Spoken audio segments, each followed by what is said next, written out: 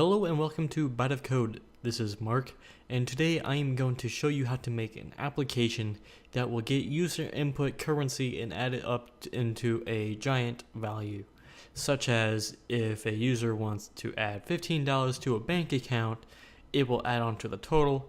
If they want to add $5 more, the total will be $20. This is going to be a simple program and pretty much unprofessional as possible.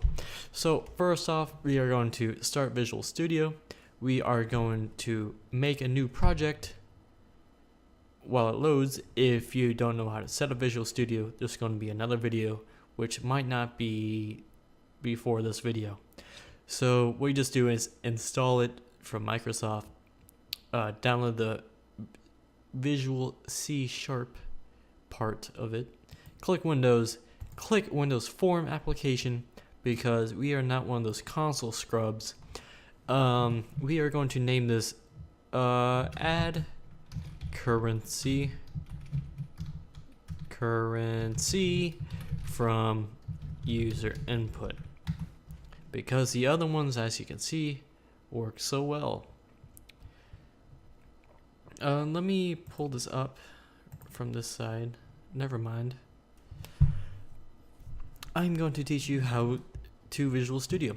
Top left, you see this purple sideways 8, or some fancy people might call it infinity sign, but that is a big word. To the right, you can see your project name, and there's a dash, and Microsoft reminds you that you're on Visual Studio. So top right, X sign, amazing. Would try again. Bottom below the purple, file, edit, blah blah blah. Below that you have your new project. Never used it, save, never used, save, not save, start, never used. Basically, if you don't have a start button, then you're screwed. You have a toolbox, which is a list of tools. These tools are some are called controls, such as these controls are commonly used. I don't know what they're called common controls when you always use them. When you drag and drop, they do stuff. You can program them to do stuff. You can do stuff like rich text box, but we don't have that yet. We can't place it down yet because we don't have enough money. There's not enough money on this account to use it. You can use a tree view, which shows your ancestry tree. They teamed up with Ancestry.com to show your ancestry tree, which is a pretty cool thing because this program's free and you can see your own tree. There's a radio button. It only does FM, but you can code AM. It's not built in because no one uses AM anymore. Progress bar shows a bar of progress. So these are pretty much self-explanatory. What we want to do is stop and then stop. Okay, so the main thing part of your screen right now is your form design. This is what the form looks like when you hit start. So while it loads, I'm going to tell you a story. One time I pressed the start button and it loaded. Hey, I guess it worked. So you can see everything is basically the same. X sign, boom. You made your first program. Congratulations. Top right side, you have your Solution Explorer, which is basically File Explorer, but really more complicated. You only need to know is to click on this form1.cs, and we are going to change this to form main because we are too mainstream for the coding. If this pops up, hit yes. It changes all form ones into form mains, which is sweet. So click back on your form. Now we're on the properties window. This property window gives you the properties of this form. Name, form main, which is from that. This is important design-wise and coding-wise. So basically everything-wise. It's an old man, so this is Larry. That's not an old name. This is Eugene. So you have Eugene equals form main. You have all these properties. The main thing we want to look at is the text property. Now this shows what's on the top of the window. We are going to change this to currency calculator. So now it shows up here at the top, which is what we need. It's better than Form 1. You can change stuff like start position. You can change it from default position to always in the center of screen. You can change stuff like your icon. You can change the icon at the top left. You can add an image so it will show up at the top and also on the taskbar. You can change the font, which I kind of want to do. So we are going to click this font thing, click these 3 dots on this button.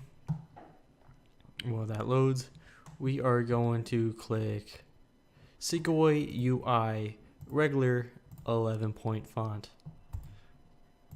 So you can see it makes it bigger. Basically, the bigger the font is, it's more easily read by Eugene's. So if you put that down,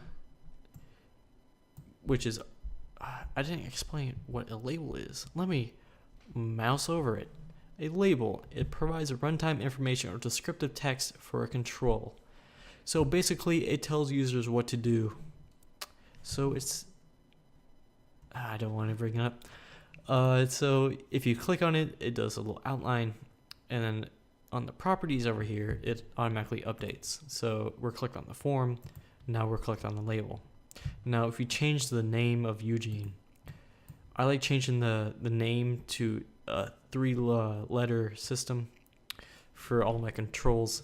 So labels turn into LBL, and then whatever signifies what this label sets apart from other. So this is going to be user command, user input.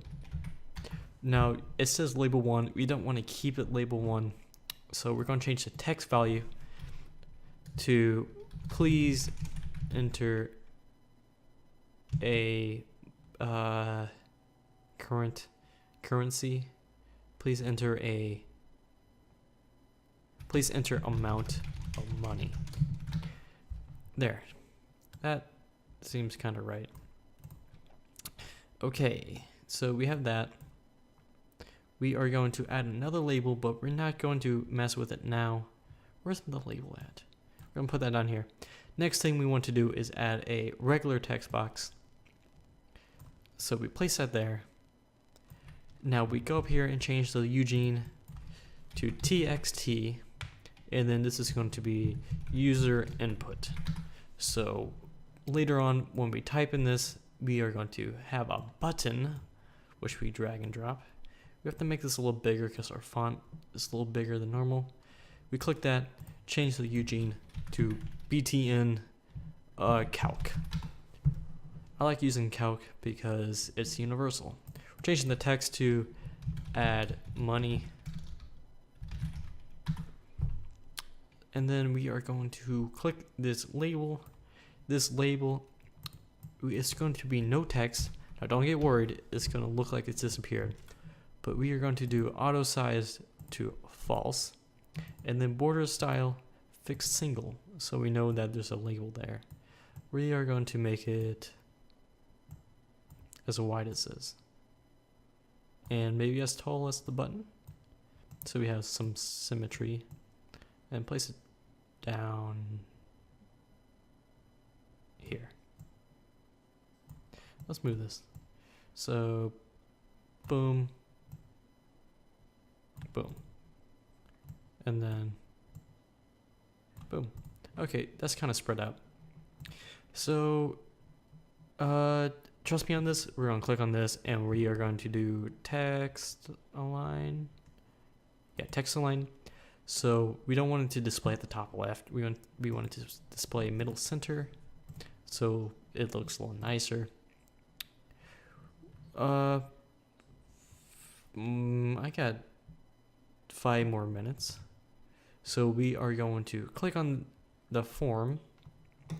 We are going to do a set button calc. So anytime we press enter while this program is on, it will just click this button, pretends to click the button. So this is basically it for episode 1. Let me do this. Format. If you highlight a control and go to the Format tab. You can do center and form horizontally. You can also do it vertically, which has some really, oh sweet, you can do equal size. If you do, I get this mixed up sometimes. You can do vertical spacing, and then no, it's make same size. Oh, what is it called? I think center and form vertically. Nope. Order. I don't remember.